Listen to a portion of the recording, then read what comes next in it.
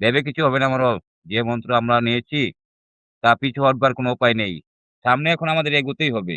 তোমার কথা মেনে নিলাম কানাই, কিন্তু সামনে এগোতে যে আমার মন চাচ্ছে না।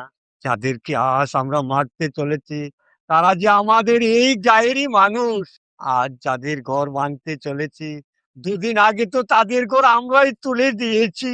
সকলে মিলে যে আগুন নিভিয়েছি, আজ সে ঘরে কেমন করে আগুন দাবো? তোমার কথা আমি সবই বুঝি গোদাই মোড়ল। কিন্তু উপায় কি? আমরা যে মা রক্ষাকালীর মালা গলে পড়েছি। এছাড়া নায়েব মশাই যে আদেশ দিয়েছেন তা অমান্য করলে সে আমাদের আস্ত রাখবে না। আর সে আমাদের বিটা ছাড়া করবে তার চেয়ে ভালো।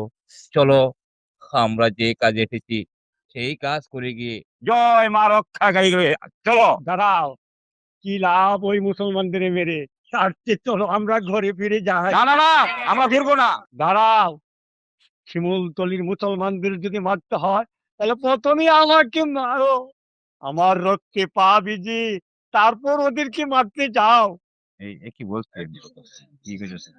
তাকে মারতে চাচ্ছ তোমরা? বীর লাইলার কথা কি তোমাদের মনে আছে? সেদিন আমাদের হয়ে কানাই গ্রামে হাজার হাজার মানুষের মাথা ফাটিয়েছেন কে? ওই সমীর শেখের পোলা সুজন না? সুজনের হুঙ্কারে কাঁপে রায়নগরের রায় মশাই। সেই সুজনের মাথা ফাটাতে চাচ্ছ তোমরা? কিন্তু নায়েব মশাই যে আমাদের আদেশ দিয়েছেন। যে নায়েব আমাদেরকে তারাও বলে গালি দে, আমরা মানি না সেই নায়েবের আদেশ। সবাই মালা পায়ের তলে পিছে ঘরে ফিরে চলো। সবাই বেতন মিশো। ইয়ো। তাই চলো।